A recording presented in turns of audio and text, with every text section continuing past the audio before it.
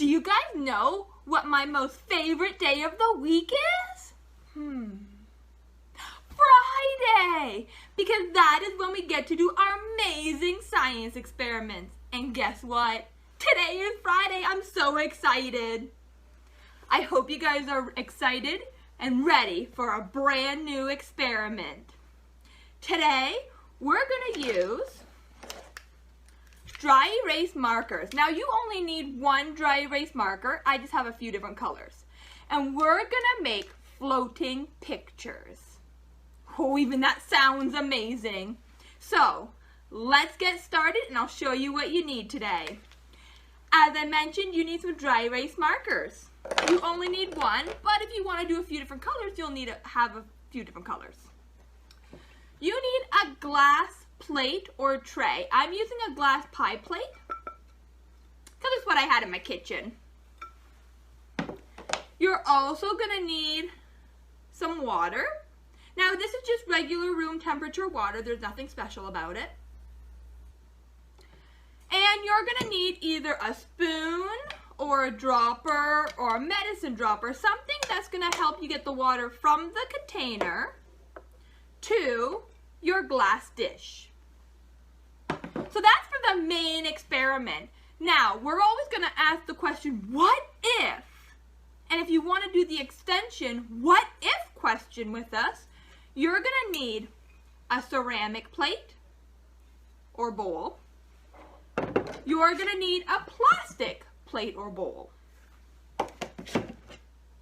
You're also going to need two clear little containers that we're going to put water in later.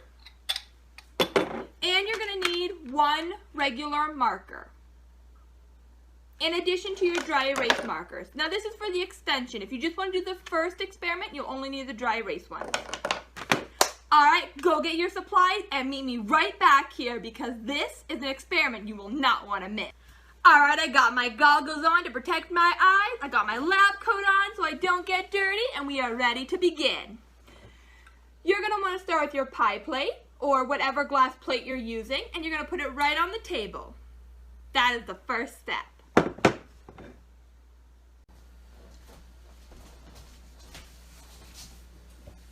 So, now that you have your plate on the table, make sure you ask an adult's permission before you draw in any kitchen things. They may not want you to. You're going to take your dry erase marker, and you're going to draw something on your glass plate. I'm going to draw a little man.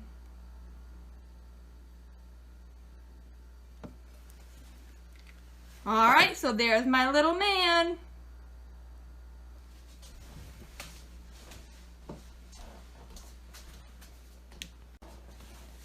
Alright, so we are going to try to draw some shapes. We're going to put a circle over here. Oh, that's too late.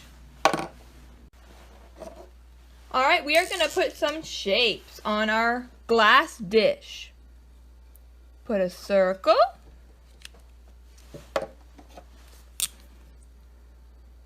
And a heart.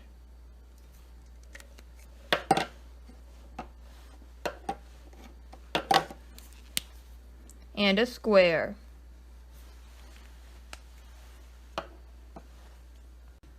Alright, let's take a closer look at our shape. We have a circle, a heart, and a rectangle. Now you're going to get some water and slowly pour the water into your glass dish. Watch what happens to your shapes.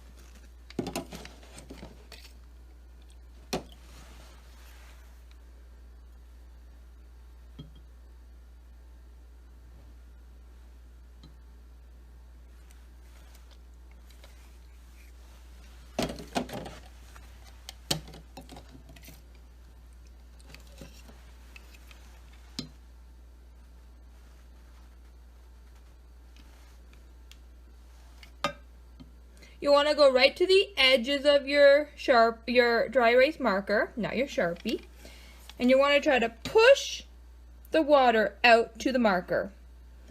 Now the black one's having a little bit of trouble, but look at our purple one and our red one. What happened to them? The water lifted the marker up. Now watch when I take a straw and I gently blow on them.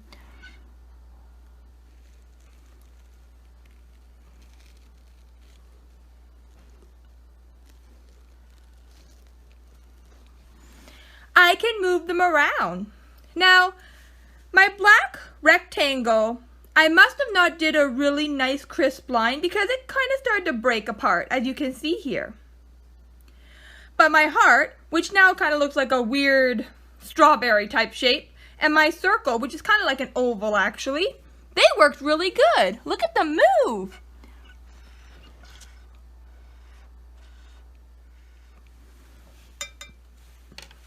That is pretty cool. Let's take a closer look. You can see how they are floating in the water. Now the shapes have changed. The purple one's starting to break a little bit, and the heart, well, it's kind of like a strawberry or a pear or something. And then the black rectangle didn't really work at all because the line must not have been very crisp and together. But you can see that pieces are kind of starting to float. That's the thing with science. You never know what you're going to get each time because there are different variables. Variables are things that change. Like these lines were nice and together, so they floated.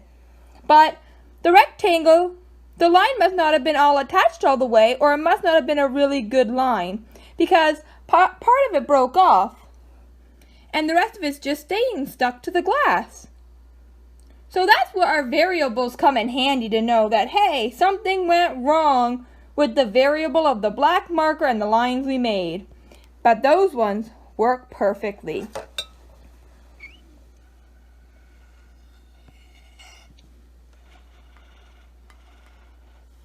It looks like they're dancing.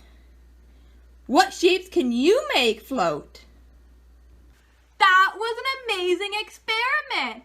But, like I said, a scientist is always thinking, what if? Now, we saw what happened with our markers. The red one and the purple one floated to the top and we were able to move them around. But the black one had a little bit of trouble. Now, it's not because they're different markers. They're all the same, so that variable is the same. But the problem was with our lines. Our black line must not have been all the way attached, so only part of it floated up. That's a variable that sometimes you can't always help because you don't notice until you do the experiment. But, like I said, a scientist always thinks, what if? What if we take our three colors again? And this time we use a ceramic dish. Do you think ceramic will work like glass? Will our colors float? For a successful experiment, we want at least one of our colors to float. They may not all float because we saw that the lines play a big factor, but if we can get one of them to float, that's a successful experiment. Let's test our theory. So just like before, we're going to draw our three shapes. Our rectangle, our heart, and our circle or oval type shape. Now remember, they may not all three float. It depends on how our lines look. They look pretty good, but it all depends on our penmanship on the dish. Now they are stuck there. So, cast your predictions. Do you think yes, they will float? Or do you think no, they won't float? Cast your prediction. Alright, we made our prediction. Let's test our theory.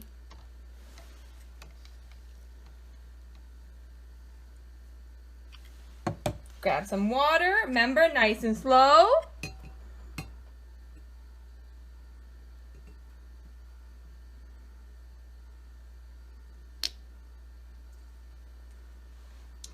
They're starting to lift up, so let's try a little bit more water.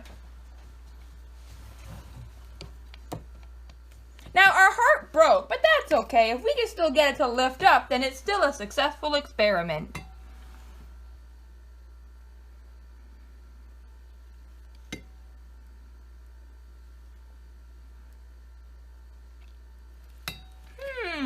Gotta try to get that whole heart to lift up.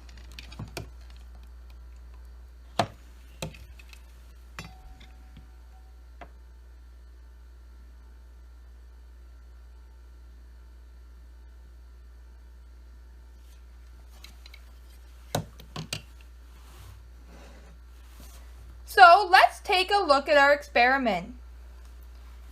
When we did it the first time, we had two colors that lifted up. The black didn't lift up. When we did it this time around on our ceramic dish, we have the red one that lifted halfway up, but the purple and the black didn't lift up at all. So we can conclude that the glass plate is always successful. The ceramic plate is not always successful. But I wonder why that is.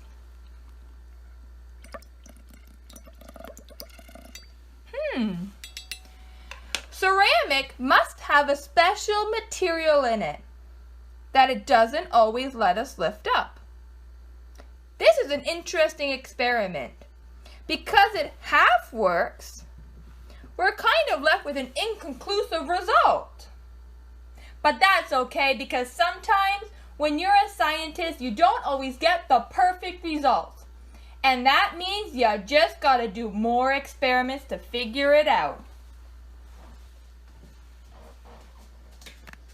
Welcome back from our second experiment. So, our first result was that the experiment was a success on glass. Our second experiment was it was only half successful on ceramic.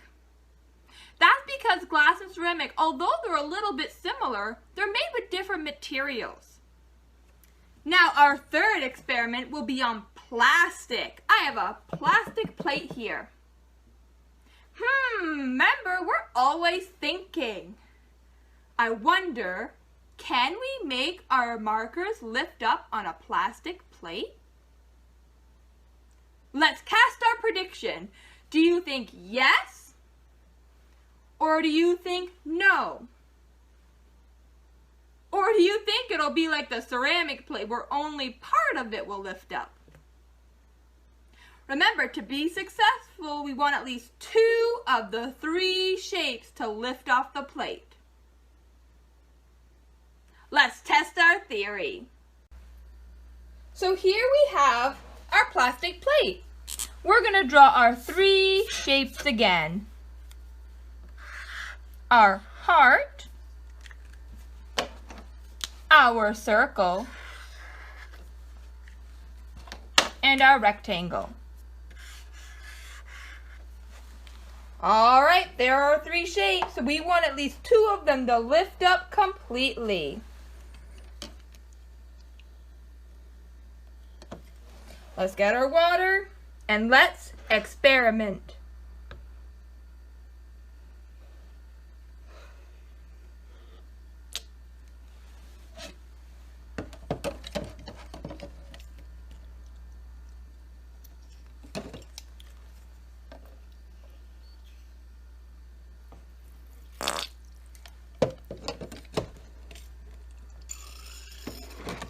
I'm almost running out of water.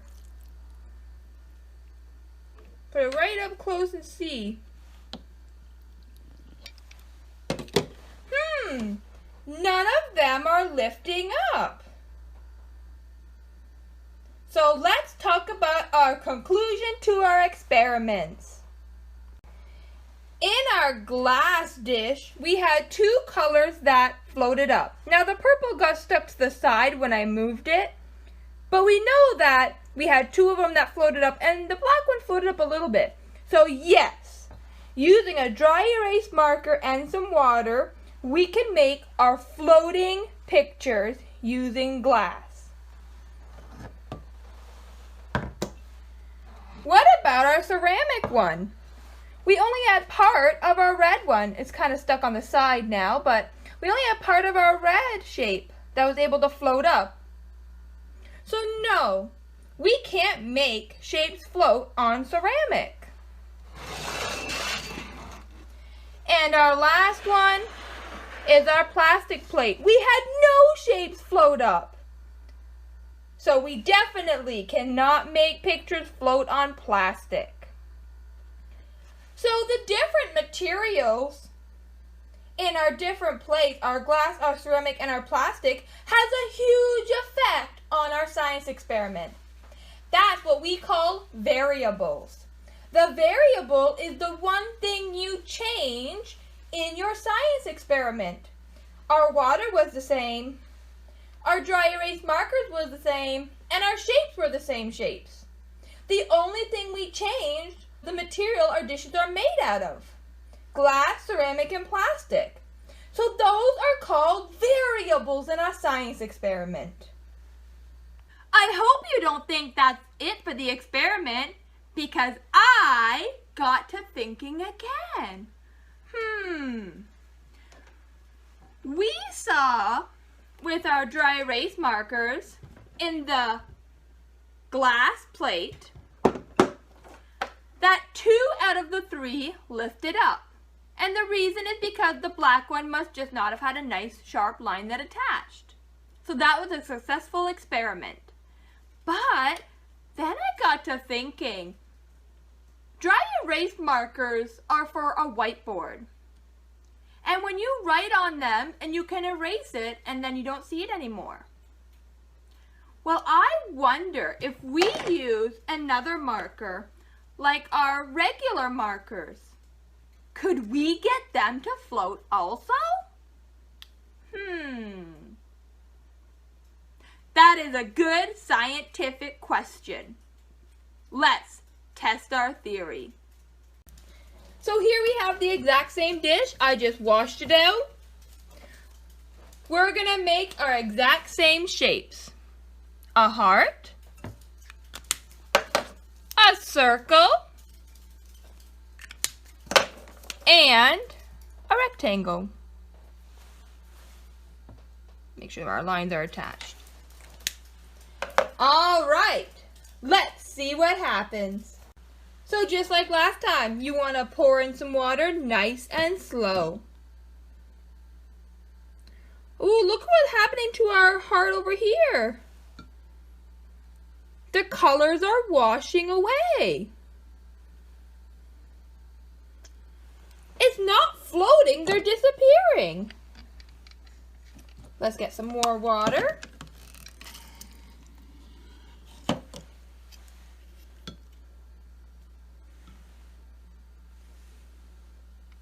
Wow!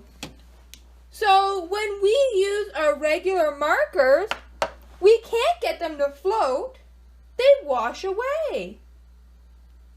What? Okay, I really don't get it. Why is it when we use the dry erase markers, we can make our pictures float, but when we use our regular markers, well, they don't float. They're both markers. We use the same colors. I don't understand. You know what we need? Our answer book. All right, answer book. What is the difference between these markers? How does it work? Before we begin looking at what happened in our experiment, let's look at the Chromatography Lab. Chromatography Lab? What's a Chromatography Lab? I don't know. Okay. I don't know what that is, answer book. I hope they tell us. Chromatography is a method of separating out materials from a mixture. Ink is a mixture of several dyes, and therefore we can separate those colors from one another using chromatography. When ink is exposed to certain solvents, the colors dissolve and can be separated out. Some inks are water soluble, so you can use water as the solvent. Inks which are not water soluble are often alcohol soluble, and you can use isopropyl alcohol, also known as rubbing alcohol, as the solvent to create your chromatograph. Different ink pens use different types of ink, and this is obvious when you expose the ink to a solvent. The components of the ink mixture is called chromatograph. This introduces the concept of solubility, which means that like dissolves like. A marker, which is water-based, can be dissolved in water, which is why we see the color bleed into water, and then we can produce us a marvelous watercolor paint. That makes sense. So, these markers must be water-based. So when we use water as the solvent, these markers just disappear with the color and it goes right into the water. That makes a lot of sense. Which means these markers are not water-based, so they don't dissolve in water.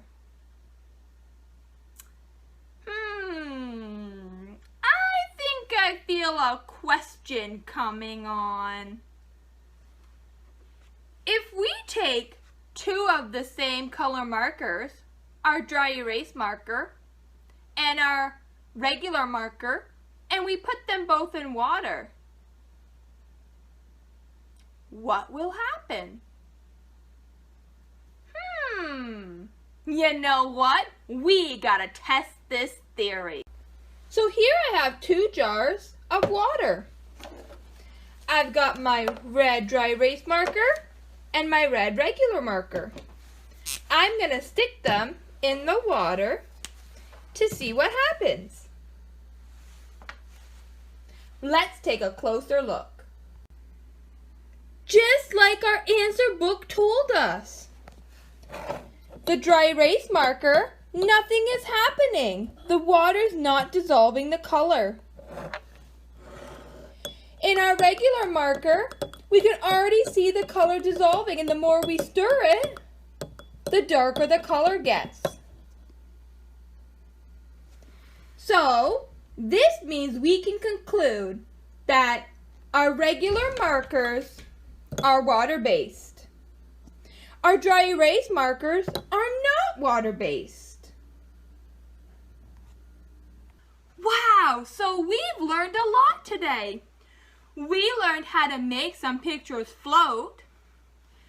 We learned that some markers have water as a solvent, and then they get the color into the water. And some markers are not water-based. But how does that relate to our experiment? Dry erase markers contain insoluble ink.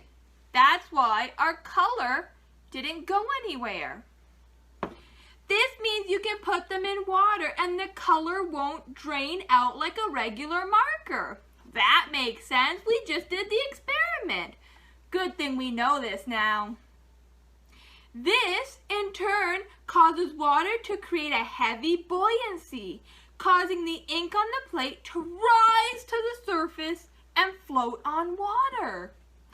So, because our regular marker is water-based, when we put in water, it mixes right in. And that's why we saw the colors disappear. And when we put in a glass of water, it makes a watercolor that we can paint with. But because this isn't water-based, the water creates tension and buoyancy, and it makes the pictures lift up so they float. That is pretty amazing. I cannot believe how much we learned from this experiment. You know what? I am even more excited for next week's experiment because science is amazing. Tune in next week for some more fun, and always keep thinking, always keep learning, and always try to do the impossible. Because from doing the impossible, we create new possibilities. And as a scientist, we need to create all the possibilities we can.